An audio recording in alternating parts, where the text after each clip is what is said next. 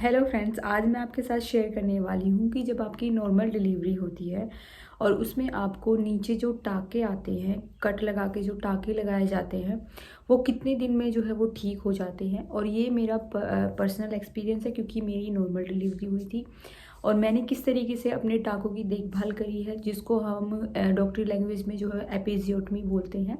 जब आपकी डिलीवरी होती है तो वहाँ पे कट लगाया जाता है ताकि बेबी जो है वो उस एरिया से अच्छे से बाहर आ सके। अगर आप चैनल पे नए हैं तो चैनल को सब्सक्राइब कर लें, अपने फ्रेंड्स के साथ शेयर करें। एपिजियोटमी होता क्या है, देखिए जब आपकी नॉर्मल डिलीवरी होती है तो कई बार कारण ये हो जाता है क्योंकि आपका ज़्यादातर जो है ये केस जो होता है फर्स्ट प्रेगनेंसी में देखा जाता है, क्योंकि आपका जो एरिया होता है जहाँ से बेबी बाहर आता है वो एरिया होता है जो वो थोड़ा सा मतलब बेबी को बाहर आने के लिए जो होता है वो कम रहता है। इसलिए वहाँ पे जो है वो अनवांटेड टीयर्स को, यानी कि कहीं से अनवांटेड जो है वो जो स्किन है आपकी वो फट ना जाए, उससे बचने के लिए डॉक्टर आपकी एक कट लगा के जो है वहाँ से बेबी को अच्छे से डिलीवरी करवाता है।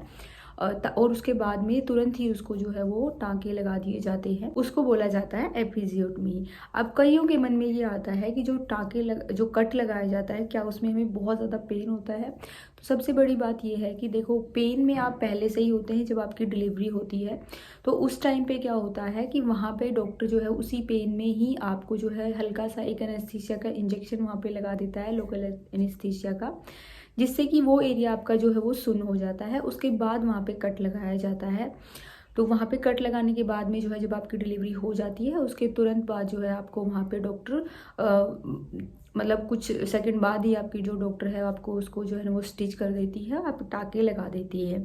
तो आपको बहुत ज़्यादा घबराने की ज़रूरत नहीं है कि हमें बहुत ज़्यादा पेन होगा।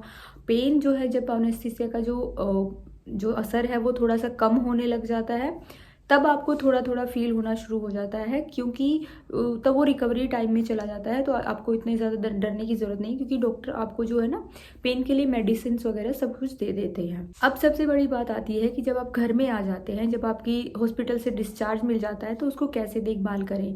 तो डॉक्टर जो है ना आपको एक सॉल्यूशन देता है जिसको बेटाडीन सॉल्यूशन बोलते हैं। बेटाडीन सॉल्यूशन जो है आपको देता है कि आप अच्छे से पानी में उसको डाल के और अपने टाँकों को सेकना है, यानी कि आप सीड्स बाथ जो है वो ले सकते हैं। सीड्स बाथ में आप जो है एक बकेट ले सकते हैं या एक टब ले सकते हैं बड़ा सा, उसमें जो है ल्यूकवार्म वाटर, जैसे विंटर्स है तो ल्यूकवार्म वाटर जो है बहुत अच्छा होता है। अगर समर है तो नॉर्मल टेम्परेचर का जो पानी होता है, बहुत ज़्यादा गर्म नहीं, क्योंकि समर में वैसे ही गर्मी होती है, हमारी बॉडी टेम्परेचर वैसे ही हाई रहता है।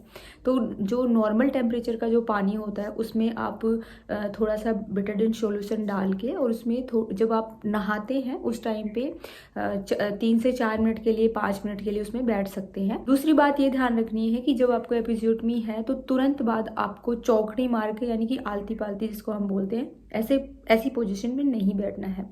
आपको सीधे अपने पैर रखने हैं। जब आप बेबी को फीड कराते हैं स्पेशली, तो कई बार हमें आदत होती है ना कि मतलब हम बैठते ही ऐसे हैं कि हम आलती पालती लगा के या चौकड़ी मार के बैठते हैं, और बेबी के लिए दूध पिलाने के लिए कंफर्टेबल पोजीशन भी वही होती है। लेकिन आपको ये ध्यान रखना है कि जब तक आपकी कम से कम 20 से 25 दिन तक है ना, आपको ये ध्यान रखिए कि आपके जो टाँके हैं वो अभी सॉफ्ट हैं और वो खुल सकते हैं अगर आप इस तरीके से बैठते हैं चौकड़ी मार के। तो आपको क्या करना है, दोनों पैर ऐसे सीधे रखने हैं और बैठना है।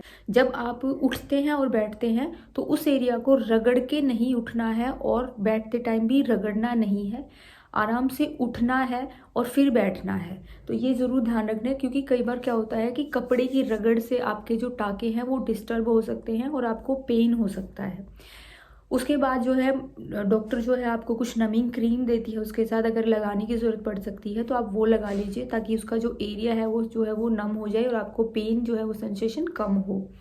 और उसके साथ साथ ही जो है जब आप नहा लेते हैं उसके बाद अगर हो सके तो 10 से 5 मिनट के लिए अपने टाँकों को जो है वो खुला छोड़िए। आप जो है एक मैक्सी गाउन टाइप का कुछ पहन सकते हैं और अपने पैरों को थोड़ा सा खोल के आराम से बैठ सकते हैं, ताकि जो बाहर की हवा है ना, जब उसके कॉन्टेक्ट में जब वो आते हैं तो वो जो हीलिंग प्रोसेस होता है वो अच्छा हो जाता है। तो आपको ये ध्यान रखना है। तो मेरी डॉक्टर ने भी मुझे यही सजेस्ट किया था।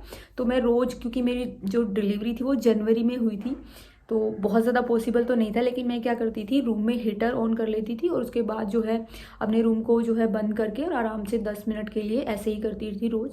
तो मेरे टाँके जो है मतलब 2-3 हफ्ते में जो है वो ठीक हो गए थे अच्छे से।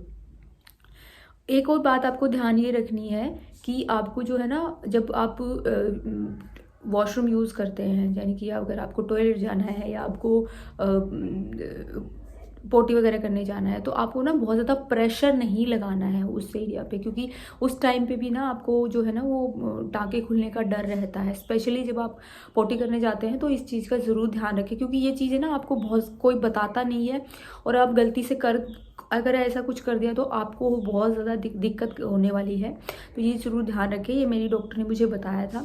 हो सकता है आपकी डॉक्टर बताए, या हो सकता है कई बार डॉक्टर जो है वो बताना भूल भी जाते हैं। तो ये चीज़ें आपको ना ध्यान रखनी है, इन चीज़ों के लिए आप जो है वो बिल्कुल रेडी रहिए। तो ये चीज़ ज़रूर ध्यान रखनी है कि जब आप बैठते हैं, उठते हैं, तो ये चीज़ें बहुत ज़्यादा ज़रूरी हैं अगर आपके नीचे जो है वो टाँके आए हैं। क्या रीज़न हो सकते हैं कि जब हमें नीचे टाँके आ सकते हैं? तो देखिए, अगर आपकी फर्स्ट प्रेगनेंसी है तो आपकी जो पेल्विक मसल्स होती है ना वो बहुत ज़्यादा खुली नहीं होती है, तो उस केस में भी आपके टाँके आ सकते हैं। या फिर ऐसा भी हो सकता है कि आपके बेबी का जो हेड है वो बहुत ज़्यादा बड़ा है और आपके पेल्विक एरिया में वो फंस गया है, तो उस दौरान भी जो है डॉक्टर जो है वो वहाँ से कट लगा के बेबी की डिलीवरी ईजी करती है।